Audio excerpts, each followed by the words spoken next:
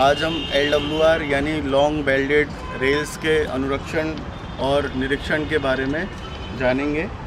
LWR long welded rail होता है जो कि SWR से फंक्शन में थोड़ा सा डिफरेंट होता है। जैसे कि SWR में क्या होता है कि सभी फिसप्लेट जोड़ों पर टेम्परेचर के बढ़ने या घटने से मूवमेंट होता है, जबकि LWR में सेंटर पोर्शन में कोई मूवमेंट नहीं होता है। केवल LWR के दोनों सिरे पर श्वसन लंबाई यानी ब्रीदिंग लेंथ जिसको बोलते हैं वहीं पे मूवमेंट होता है।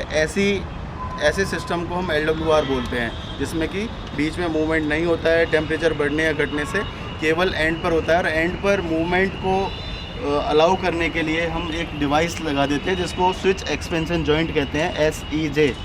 ये कन्वेंशनल टाइप का स्विच एक्सपेंशन जॉइंट है जिसका कि एक फ़िक्स टाइम पर इंस्पेक्शन किया जाता है LWR के साथ में ही, और इसका मेंटेनेंस करने के लिए हर 15 दिन में ऑयलिंग यहाँ पे कीमैन के द्वारा ऑयलिंग की जाती है, और इसको फिटिंग्स को भी चेक किया जाता है, डेली चेक किया जाता है, और 15 दिन में थोड़ा डीपली इसको चेक किया जाता है कि कोई फिटिंग मिस तो नहीं है और या फिर लूज़ तो नहीं है। और इसमें फिशिंग एरिया में टंग रेल और स्टॉक रेल के बीच में मूवमेंट प्रदान करने के लिए ऑयल डाल देते हैं, जिससे कि स्मूथली मूवमेंट होता है। इधर ये SEJ से लेके और 68 मीटर या फिर 72 मीटर रेल सेक्शन या फिर स्लीपर की डेंसिटी के हिसाब से लंबाई होती है, श्वसन लंबाई। तो उसी तरह से हम वहाँ पे पोस्ट लगाते हैं, उनका भी मेज़रमेंट हम करते हैं। LWR का गैप टेम्परेचर बढ़ने या घटने से कम या ज़्यादा होता रहता है। इसको चेक करने के लिए एक फ़िक्स शेड्यूल पर JEE SSC AN लेवल पर इसका निरीक्षण किया जाता है। निरीक्षण करते समय मेनली हम गैप का निरीक्षण करते हैं कि किस टेम्परेचर के अनुरूप अभी फ़िलहाल क्या गैप है, जो कि IRPWM में हर टेम्परेचर पर एक गैप की रेंज दी गई हुई है। उसी रेंज में मतलब गैप फॉल हो रहा है कि नहीं हमारा, ये चेक करने के लिए LWR का निरीक्षण किया जाता है। और SEJ में हम जितनी भी फिटिंग्स है, जैसे कि बोल्ट हो गया, स्क्रू हो गया, या फिर रबर पैड हो गया, इसकी चेयर प्लेट हो गई, इन सब को भी विजुअली चेक कर लेते हैं कि कोई मतलब फिटिंग टूटी तो नहीं है। फिटिंग्स के साथ साथ गैप चेक करने के लिए हर SEJ पर ये एक रेफरेंस पोस्ट दोनों तरफ दिया हुआ होता है, उस पर हम धागा लगाते हैं। यहाँ पर जहाँ निशान दिया होता है वहाँ पर धागा लगाते हैं और गैप का मेज़रमेंट करते हैं। LWR इंस्पेक्शन में SEJ का गैप नापने के लिए हम एक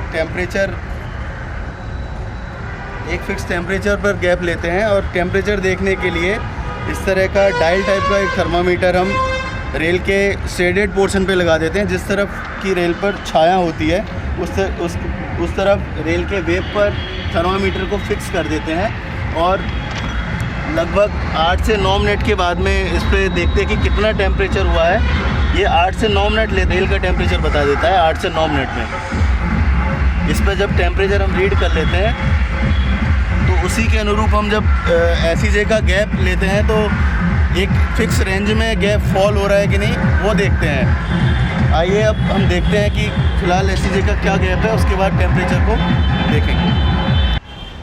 स्विच एक्सपेंशन जॉइंट का गैप मेज़रमेंट करने के लिए हमारे पास में एक L² होना चाहिए और एक स्केल होना चाहिए, और इनकी मदद से हम गैप देखते हैं। रेफरेंस पोस्ट लगे हुए दोनों SEJ की तरफ में एक धागा तान लेते हैं, और स्केल की मदद से फुल गैप रीड करते हैं। फुल गैप यहाँ पे टंग रेल के वेंड पोर्शन से टंग रेल के टिप तक हम स्केल से देखते हैं, ये हमारा फुल गैप होता है। जैसे कि यहाँ पे हमें 40 mm गैप मिल रहा है फुल, और हाफ गैप देखने के लिए रेफरेंस पोस्ट से लगे इस धागे से, यानी रेफरेंस लाइन इसको बोलते हैं हम, रेफरेंस लाइन से लेके और टंग रेल तक कितना गैप है, ये हमारा SEJ का गैप हो जाता है, जो कि अभी 25 mm है। यानी हाफ गैप 25 है और फुल 40 है। ये जो हमें 25 mm गैप मिला है, ये जिस टेम्परेचर पर मिला है उसका एक IRPWM में टेबल दी हुई होती है, जो कि स्लीपर डेंसिटी क्या है, रेल का सेक्शन क्या है, उसके अनुरूप एक टेबल होती है फिक्स टेम्परेचर पर। और टेम्परेचर जोन पर भी वो टेबल डिपेंड करती है। जैसे कि हमारा इज्जत नगर डिवीज़न टेम्परेचर जोन 4 में आता है। जोन 4 के लिए स्लीपर डेंसिटी यहाँ पर 1660 स्लीपर पर किलोमीटर है। उसके लिए जैसे कि अभी माना जाए कि 34 डिग्री सेंटीग्रेड टेम्परेचर है, तो उस टेम्परेचर पर क्या गैप होना चाहिए, उसकी एक रेंज दी हुई होती है। एक 10 या 9 से 10 mm की रेंज दी हुई होती है। उसी रेंज में ये गैप फॉल होना चाहिए। उसके लिए एक टॉलरेंस भी है, -10 से +10 वो रेंज डिफ़र कर सकती है। अगर उसी में ये हमारा गैप मिल रहा है तो हमारा LWR सही से फंक्शन कर रहा है। अगर गैप हमें ज़्यादा मिल रहा है, उससे बाहर मिल रहा है, तो LWR सही से फंक्शन नहीं कर रहा है। ये SEJ कन्वेंशनल टाइप SEJ है जिसका मैक्सिमम गैप 80 mm हो सकता है, और उससे अधिक गैप अगर हमें मिलता है 80 mm से, जो फुल गैप हम देख रहे हैं वो 80 mm से अगर अधिक मिलता है, जो कि सर्दियों में मिलने की संभावना रहती है, तो हमारा LWR सही से फंक्शन नहीं कर रहा है। उसकी डिस्ट्रेसिंग करने की हमें आवश्यकता है। और गर्मियों में ये गैप 0 नहीं होना चाहिए। जैसे कि टंग रेल मैक्सिमम इस रेफरेंस लाइन तक आ सकती है। अगर इससे आगे टंग रेल का टिप निकल जाता है तो वो भी ये दर्शाता है कि LWR सही से फंक्शन नहीं कर रहा है। भले ही इसमें गैप होता है, फिर भी उसे हम नेगेटिव गैप का कंसीडर करते हैं और LWR की डिस्ट्रेसिंग की आवश्यकता होती है। इन सब पॉइंट्स के अलावा हम देखते हैं कि LWR का जो सेंटर पोर्शन है, जो कि एक फ़िक्स पोर्शन है, ब्रीदिंग लेंथ के अलावा सेंटर पोर्शन में कोई मूवमेंट नहीं होना चाहिए। अगर होता है तो हम वो जो लाइनर है, जैसे कि ये लाइनर है, लाइनर पर मार्क के हिसाब से हम देख सकते हैं, जैसे कि यहाँ बिल्कुल हमें नहीं दिख रहा है कि रेल चल रही है। अगर ये रेल मूव करेगी तो यहाँ लाइनर पर मार्क दिखेगा, और वो मार्क को हम मेजर करेंगे। अगर सेंटर पोर्शन में वैसे मूवमेंट नहीं होता है, लेकिन अगर हो रहा है तो वो 20 mm से नीचे रहना चाहिए। एक्सेप्शनल केस में अगर 20 mm या उससे अधिक गैप ये रेल चलती है सेंटर पोर्शन में, तो डिस्ट्रेसिंग करने की आवश्यकता है। और उसको चेक करने के लिए सबसे पहले ये देखा जाता है कि किस वजह से ये रेल मूव कर रही है। टो लोड ERC का सही है कि नहीं जाएगा। टो लोड मेजरिंग मशीन से ERC का टो लोड लिया जाता है। अगर टो लोड सही है और लाइनर भी हमारे सही है, सही से ERC फिक्स है कि नहीं, ये भी चेक करते हैं। जैसे कि ये एंड पोर्शन होता है इसका ERC के इंसर्ट का, वहीं पे मतलब ERC हमारी वहाँ तक आनी चाहिए, ना उससे आगे निकलनी चाहिए, ना वो पीछे रहनी चाहिए। यानी ना ही वो ओवर ड्रिवन होनी चाहिए, ना अंडर ड्रिवन होनी चाहिए। एकदम इंसर्ट के एंड तक ERC का सिरा मिलना चाहिए, जिससे कि लाइनर पर इसका टो का ERC के टो का लोड पूरी तरह जितनी इसकी कैपेसिटी है उतने से होल्ड कर पाए। अगर हम ERC को ज़्यादा आगे तक इंसर्ट कर देंगे या थोड़ा पीछे तक इंसर्ट करेंगे तो जितना इस पर लोड आना चाहिए उतना लोड नहीं आएगा और रेल मूव करेगी, जो कि नहीं करनी चाहिए।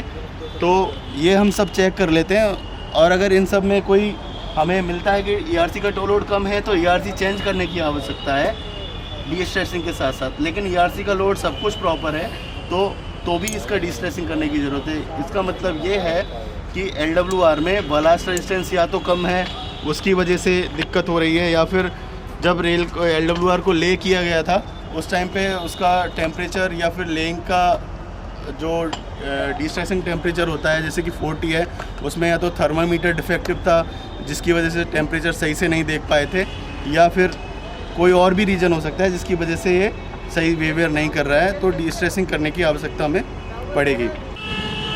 SEJ मेजरमेंट में ही हम एक और स्टेप आता है जिसमें कि हम SEJ के स्लीपर्स का गैप देखते हैं। जैसे कि ये इसके सेंटर बोल्ट से और दूसरे वाले स्लीपर के सेंटर बोल्ट तक देखते हैं, जो कि कन्वेंशनल SEJ में 700 mm होता है, जो कि दिख रहा है हमें कि 700 mm है। अगर ये 10 mm तक का इसमें टॉलरेंस है, अगर इससे ज़्यादा का गैप हमें मिलता है तो SEJ की स्लीपर की स्पेसिंग को सही किया जाता है।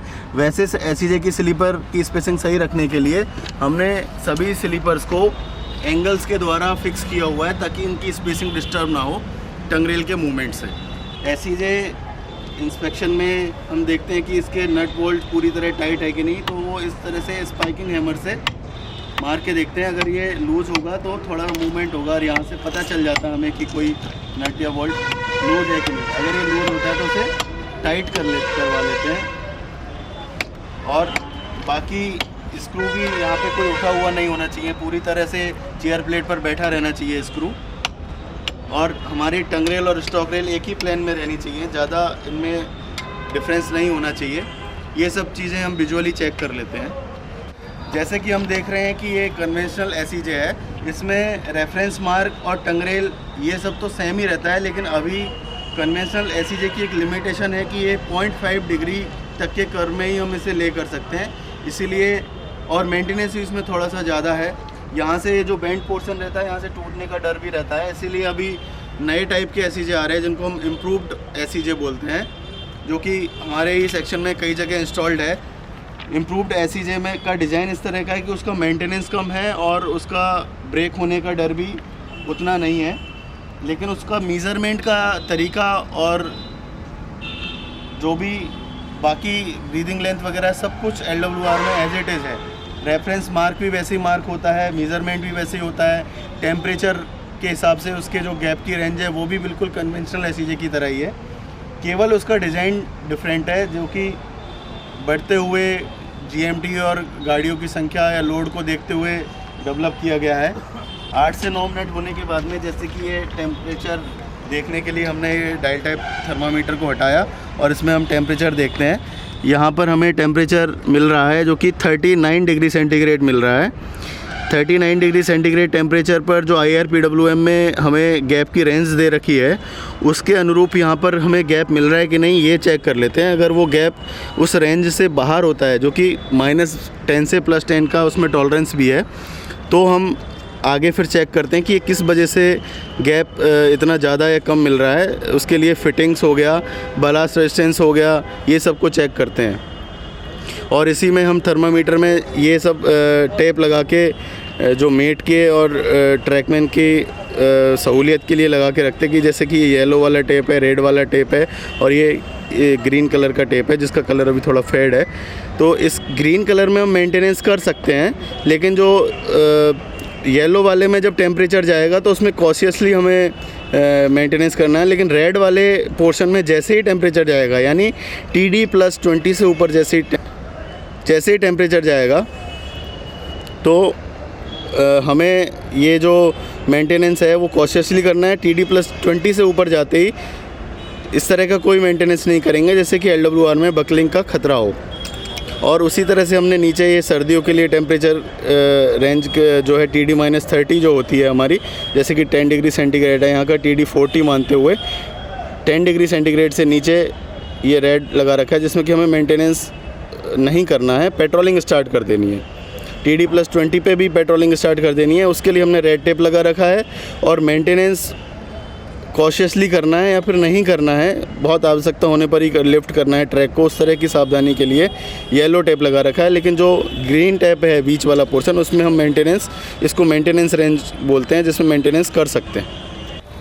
LWR मेजरमेंट के लिए जैसे कि हमने अभी एसीजे पर गैप मेजर किया था कि टेम्परेचर बढ़ने या घटने से किस रेंज में गैप फॉल हो रहा है, उसी क्रम में हम देखते हैं कि जो रेफरेंस पोस्ट लगा है, जो कि यहाँ पे ब्रीदिंग लेंथ है, ये रेफरेंस पोस्ट जो लगा है एसीजे के सेंटर से 68 मीटर पर लगा है, क्योंकि ये 52 kg की रेल है और 1660 स्लीपर डेंसिटी है।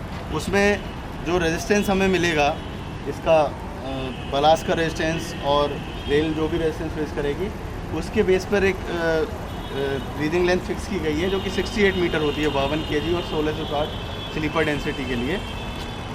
उसी पे हमने 68 मीटर पे ये रेफरेंस पोस्ट लगा रखा है। यहाँ पर हम चेक करते हैं कि टेम्परेचर के बढ़ने या घटने से जो मार्क लगा हुआ है रील पे, उसमें क्या अंतर आया है, जो कि आइडियली 0 होना चाहिए, क्योंकि 68 मीटर से आगे की मूवमेंट होना है। यहाँ से ये 68 मीटर वाला मार्क और उधर भी उस एसीजे से 68 मीटर पे एक और रेफरेंस पोस्ट है, उन दोनों के बीच के पोर्शन को हम सेंट्रल पोर्शन बोलते हैं LWR का। इसमें कोई मूवमेंट नहीं होता है, मूवमेंट 0 होना चाहिए आइडियली, लेकिन अगर होता है मूवमेंट तो उसकी भी एक लिमिट फिक्स है। जैसा कि मैंने बताया था कि सेंट्रल पोर्शन में 20 mm से अधिक नहीं होना चाहिए। यहाँ पे हम जैसे देख सकते हैं कि थोड़ा मूवमेंट हो रहा है, ये हमें लाइनर पे थोड़ा गैप मिल रहा है, जो कि 1-2 mm का लगभग मूवमेंट हो रहा है 68 मीटर के पैक के जस्ट पास में। और आगे देखते हैं तो यहाँ पे बिल्कुल नहीं हो रहा है, यानी लगभग 1 मीटर का ब्रीदिंग लेंथ यहाँ पे बढ़ रही है, जो कि बहुत ज़्यादा दिक्कत वाली बात नहीं है। ये हमें गैप अगर सेंट्रल पोर्शन में 20 mm से ज़्यादा होता है तो हमें ये कंसर्न वाली बात है, और उसमें फिर चेक करना होता है पूरा, और कि इसमें डिस्ट्रेसिंग की वजह से, मतलब डिस्ट्रेसिंग करना है या फिर ERC की वजह से, जो कि मैंने पहले बताया था ERC की वजह से हो रहा है या फिर और कोई रीज़न है, वो सब चेक करना होता है। और रेफरेंस मार्क पर हम ये देखते हैं कि यहाँ पे जो हमने मार्क लगाया है, जो कि ये पैक्स फिक्स है, उसके रेफरेंस में ये रेल कितना मूव हो चुकी है। तो यहाँ पे जैसे कि हम देख रहे हैं इस LWR में फ़िलहाल ये रेल 0 mm मूव हुई है, एकदम फिक्स रेफरेंस मार्क पर आ रही है, जो कि आइडियल कंडीशन है। या तब भी अगर यहाँ ज़्यादा मूवमेंट हो रहा है तो वो एबनॉर्मल कंडीशन को दिखाता है, जो कि नहीं होनी चाहिए। और अगर ऐसा होता है तो उसको रोकने के लिए जो भी हमें करना है वो स्टेप लेने होते हैं, जैसे कि ERC का टो लोड चेक करना, बलास्ट का पूरे तरह से स्लीपर में भरा होना, क्योंकि बलास्ट रेजिस्टेंस ही इसको LWR को आगे जाने से रोकता है। क्योंकि अगर बलास्ट रेजिस्टेंस पूरा नहीं होगा तो रेल और स्लीपर दोनों एक साथ खिसक जाएंगे, रेल को अलग से यहाँ से चलने की ज़रूरत नहीं पड़ेगी। ERC टो लोड पूरा देने के बाद भी स्लीपर के साथ में रेल शिफ्ट हो जाएगी अगर बलास्ट रेजिस्टेंस कम होगा तो। इसलिए बलास्ट LWR पोर्शन में पूरी तरह से भरा होना चाहिए, और लेटरल रेजिस्टेंस भी होना चाहिए। यहाँ पे LWR की प्रोफाइल हमेशा बनी रहनी चाहिए साइड में भी।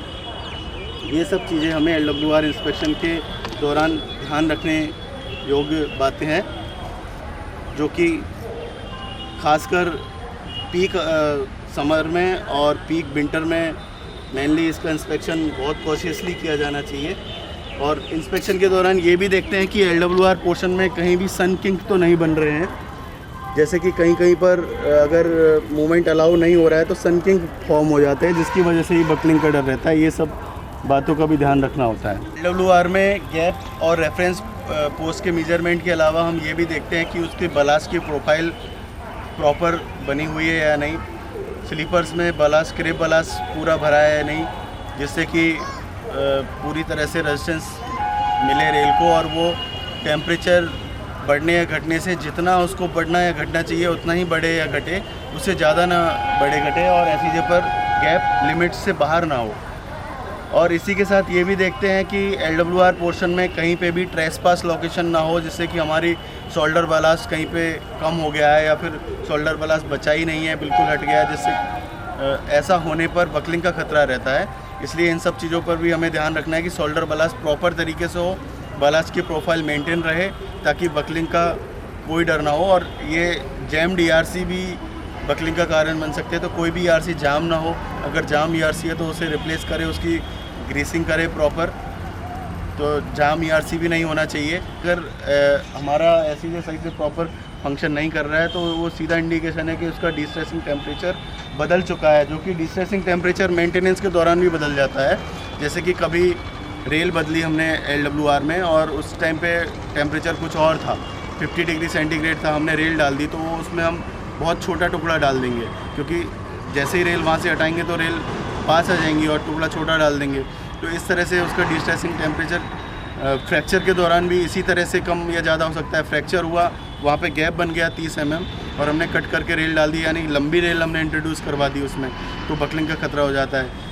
यानी कि फ्रैक्चर होने पर अगर रेल हम प्रॉपर जिस तरीके से IRPWM में मेंशन है वैसे नहीं बदल रहे हैं, तो उसका डिस्ट्रेसिंग टेम्परेचर बदल जाता है।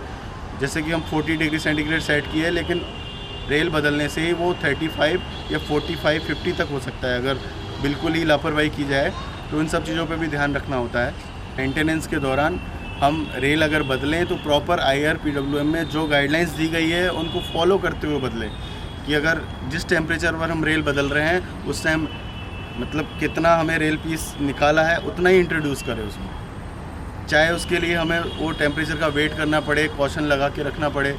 जैसे कि हमने 4 मीटर का टुकड़ा निकाला है तो 4 मीटर ही उसमें बदले, 4 मीटर से अगर ज़्यादा बदल देंगे तो उसमें वो एक्स्ट्रा रेल इंट्रोड्यूस हो गई है और वो गर्मियों में बकलिंग का कारण बन सकती है।